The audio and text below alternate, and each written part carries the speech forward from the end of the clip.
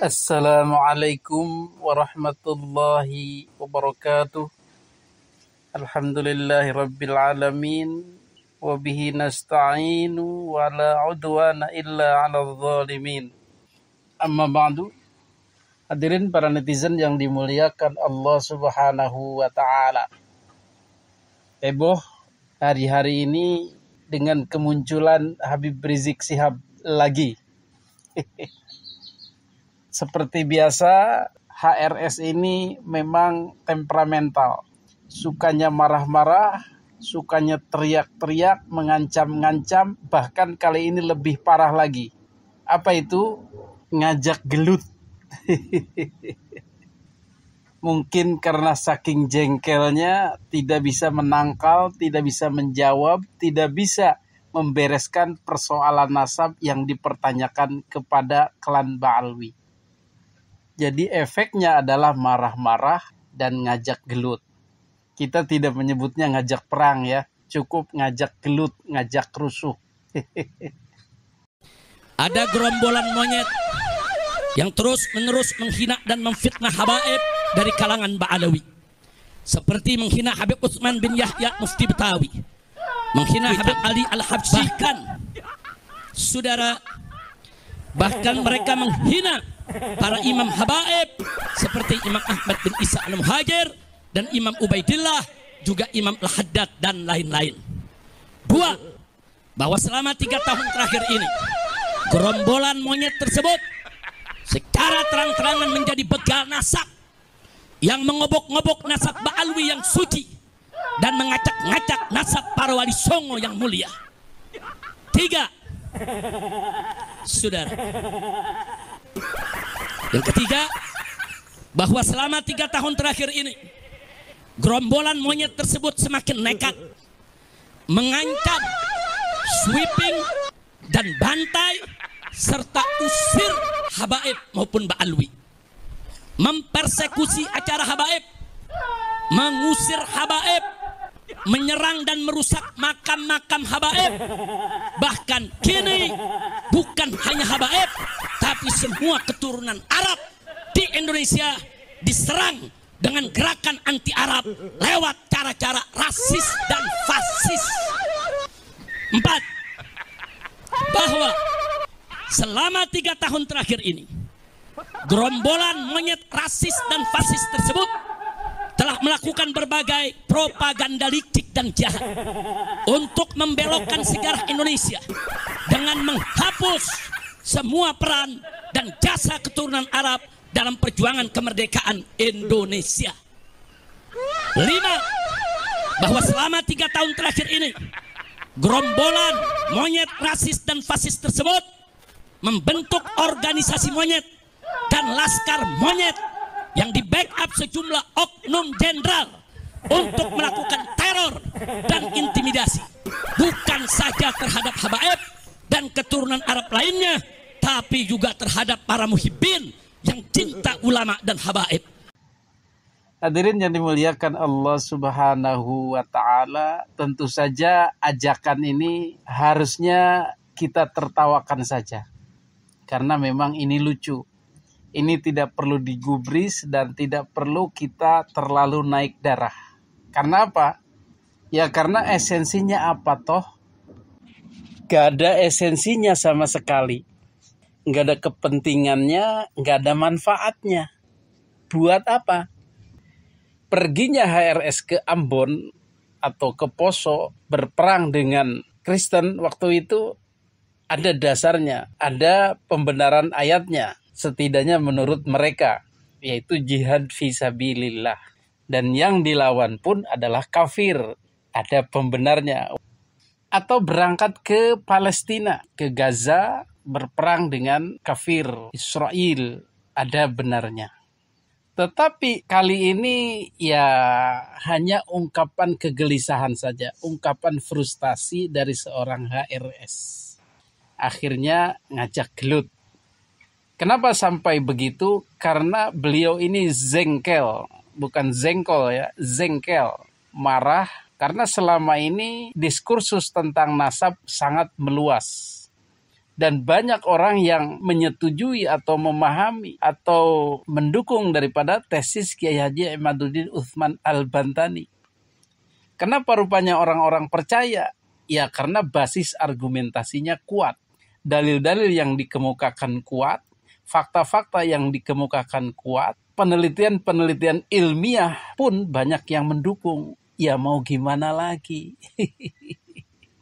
Sebagai orang modern yang menggunakan nalarnya, yang menggunakan daya kritisnya, ya mau gimana lagi? Ditambah lagi Ba'alwi gagal mengcounter atau membalas argumen-argumen ini.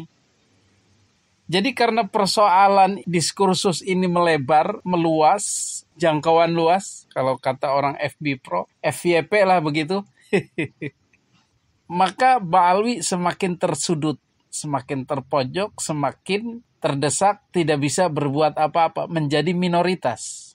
Karena apa? Ya karena di sana sini sudah tidak dipercaya orang. Karena jangkauan luas tadi. Jangkauan rasionalitas muslimin Indonesia semakin meluas. Yang tadinya manut-manut saja tanpa ada pertanyaan, tanpa ada sikap kritis, sekarang mulai kritis. Dan sialnya dalam tanda kutip, Ba'alwi susah menjelaskan counter argumennya. Jadi ini adalah kekalahan ilmiah, kekalahan ilmu, kegagalan Ba'alwi menghalau nur, cahaya. Karena ilmu itu adalah cahaya. Al-ilmu nurun. Sudah sering dikatakan, yuriduna liyutfi'u nurallahi biafwahihim wallahu mutimmu nurih. Jadi si cahaya kebenaran ini sudah kadung melebar kemana-mana dan mereka panik, terburu-buru, tergesa-gesa memadamkannya. Salah satunya adalah dengan doktrin-doktrin mereka yang lebih dahsyat lagi kepada mukibin, provokasi-provokasi mereka kepada masyarakat, ancaman-ancaman mereka kepada Kiai Haji Imaduddin Utsman Al-Bantani dan pendukungnya. Ini kan modalnya cangkem. Bi afwahim, dengan cangkem-cangkem mereka, mulut-mulut mereka. Wallahu mutimmu nuri, tetapi kajian itu semakin menyebar. Ya kan? Semakin diserang, semakin diancam, semakin diajak gelut, semakin mantap masyarakat ingin mempelajari silsilah Ba'alwi yang sebenarnya. Dan karena ini masalah ilmiah, masalah diskursus, masalah perbedaan pendapat, masalah keyakinan, maka setiap orang boleh ingkar terhadap Ba'alwi. Boleh menafikan, tidak mempercayai Ba'alwi sebagai keturunan Nabi. Setiap orang ya, dari rakyat kecil, orang awam, orang miskin, sampai kepada orang-orang besar, orang-orang kaya, orang-orang berpendidikan, bahkan jenderal-jenderal. Oh gimana lagi? Maka kemudian kalau kita simak pernyataan HRS di Petamburan tentang nasib Ba'alwi ini, itu sangat-sangatlah tidak sesuai, tidak cocok dengan data di lapangan. Pertama, penyebutan gerombolan monyet fasis rasis. Ini sudah perkataan orang frustasi. Yang dimaksud dengan gerombolan monyet itu ya tentu saja Kiai Haji Imaduddin Utsman Al-Bantani dan para pendukungnya. Kemudian ada menyebut ormas monyet, itu adalah PWI-LS, Perjuangan Wali Songo Indonesia Laskar Sabilillah. Di situ ada Gus Abbas, Buntet Cirebon. Kemudian fasis itu artinya sama dengan chauvinisme. Jadi hanya satu klan tertentu yang boleh menguasai. Itu juga tidak benar, klan mana yang akan menguasai. Indonesia banyak klannya, suku bangsanya. Kemudian rasis dari mana? Karena kita justru berjuang melawan rasisme Ba'alwi yang ingin kelompoknya saja yang elit, yang menguasai, yang dihormati, dan yang melakukan kawin-mawin sesama klannya sendiri. Dan merendahkan bangsa pribumi Indonesia dengan sebutan Ajam, Ahwal, dan orang-orang bukan keturunan Nabi. Ini mereka yang rasis. Sehingga kita berjuang melawan rasisme. Kok dituduh rasis? Pinter mereka ini. Kemudian ada lagi katanya anti-Arab. Jadi seluruh Arab di Indonesia akan diserang, akan dilawan. Ini juga bohong besar. Kemarin bahkan kita sudah kerjasama, sudah menerima dari Arab non-Ba'alwi, Al-Irsyad itu. Bahkan mereka ikut mengecam Ba'alwi. Kita juga apresiasi dengan Bapak tokoh pahlawan nasional, Bapak Abdurrahman Baswedan kalau tidak salah, itu tidak diapa-apakan. Bahkan dengan Arab-Arab lainnya yang di luar Ba'alwi tidak ada masalah. Yang kita serang dalam tanda kutip sekarang ini adalah Arab Yaman, itu juga yang ngaku-ngaku keturunan Nabi. Jadi HRS sudah memanipulasi lagi ucapannya ini supaya mengajak-ajak orang Arab di luar Ba'alwi agar bangkit terprovokasi melawan kita. Masya Allah, ini sudah kesana kemari, ini nggak jelas, ini kacau ini.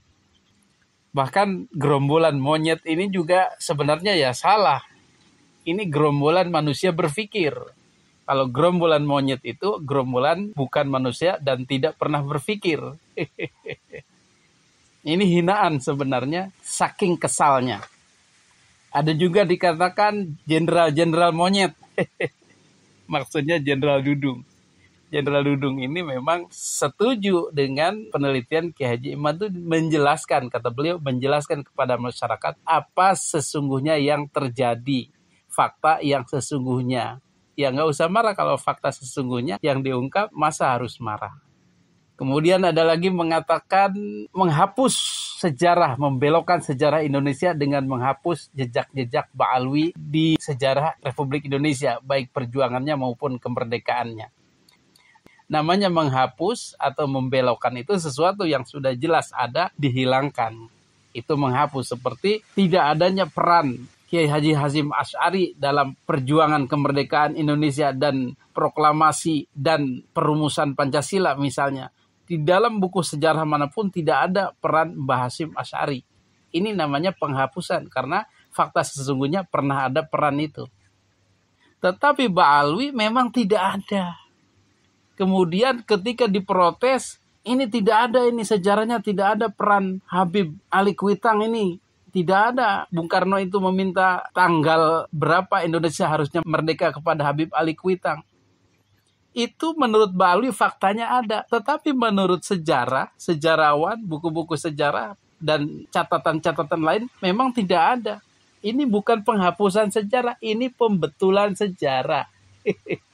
Tapi HRS menyebutnya menghapus peran-peran Ba'alwi. Menghapus dari mana? Orang filenya juga tidak pernah ada, tidak pernah dibikin. Kita punya file nih di komputer, di HP. Sudah dibikin. Kemudian ada yang mendeletnya. Itu namanya penghapusan. Ini mah dibikin aja, enggak mau hapus dari mana. Emang dari dulu juga file itu tidak pernah ada. Bahkan sejarawan Anhar Gonggong yang ahlinya sejarah mengatakan tidak ada.